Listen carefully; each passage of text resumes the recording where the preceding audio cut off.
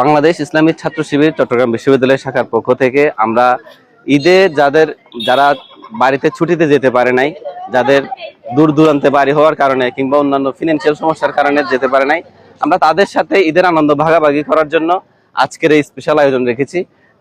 আমাদের যারা মুসলিম আছে তাদের জন্য গরু এবং মেজবানি ডালের ব্যবস্থা রাখা হয়েছে, এবং যারা অমুসলিম বন্ধুরা আছেন তাদের জন্য আলাদা করে খাসির ব্যবস্থা রাখা হয়েছে। আমরা গতকাল রাতেও যারা শহরে অবস্থানরত আছে তাদের জন্য ব্যবস্থা রেখেছিলাম। আমরা গতকালকে আবার যারা এখানে আমাদের ক্যাম্পাস এবং ক্যাম্পাসের পার্শ্ববর্তীতে যারা আছে তাদের জন্য মাংসের ব্যবস্থা করেছিলাম। কাঁচা মাংসের প্রায় 500 প্যাকেটেরও বেশি আমরা ঘরে ঘরে পৌঁছে দিয়েছি। আমাদের যে আজকের যে আয়োজন, এটি আসলে নতুন কোনো আয়োজন নয়। গত বছর আমরা এই ধরনের আয়োজন রেখেছিলাম এবং এর পূর্বেও এই ধরনের আয়োজন রেখেছিলাম, তবে সেটা ছিল সীমিত পরিসরে।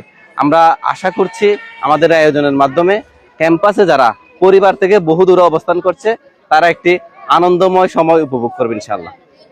ছাত্র ভাইদের জন্য সোহরাওয়ার্দী হলে ব্যবস্থা রেখেছি, এবং যারা আমাদের ছাত্রী বোন রয়েছে তাদের জন্য বিজয় 24 হলে ব্যবস্থা রেখেছি, এবং প্রত্যেক হলেই আলাদা আলাদা মুসলিম এবং অমুসলিম সবার জন্য আলাদা আলাদা সেকশন আমরা রেখেছি। আসলে এখানে আমি যদি আপনার শেষের প্রশ্নটা দিয়ে শুরু করি, অন্যান্যরা যে কাজ করে না সেটা প্রমাণ করার কিছু নাই। এটা কারা কতটুকু কাজ করে সেটা সবাই খুব ভালো করে জানে। ছাত্র শিবির একটা ক্রিয়াশীল সংগঠন। এই সংগঠনের প্রত্যেকটা মৌসুম ভিত্তিক, প্রত্যেকটা সময় ভিত্তিক কাজ থাকে। এটা এই যে কুরবানির আয়োজন, এটা আমাদের অনেক আগে থেকে এই আয়োজনটা আমরা নিয়ে করে আসতেছি।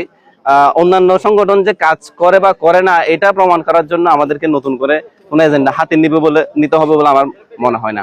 আর এর বাইরে আমরা এটার পেছনে কোনো উদ্দেশ্য রাখি কিনা এটার জিজ্ঞেস করেছেন। হ্যাঁ, আমরা অবশ্যই উদ্দেশ্য রাখি। আমাদের উদ্দেশ্য হচ্ছে ক্যাম্পাসে যারা থেকে গিয়েছে, বাড়িতে যেতে পারে নাই, তারা যেন ঈদের আনন্দের থেকে বঞ্চিত না হয়, সেজন্য আমরা এই আয়োজনটা রেখেছি। এবং এটার ফান্ডিং এর যে ব্যাপারটা বলেছেন, আমরা অবশ্য বারবার বলেছি এর আগেও, আমাদের বায়তুল মালের একটা খাত আছে, সেখানে আমাদের যারা শুভাকাঙ্ক্ষী আছে, যারা আমাদের সাবেক আছে, অ্যালামনি আছে, তাদের পক্ষ থেকে আমাদেরকে কি করা হয়, সহযোগিতা করা হয়। এবং এই সহযোগিতার আমাদের একসাথ করে মূলত আমরা শিক্ষার্থীদের জন্য বিভিন্ন আয়োজন করে থাকি।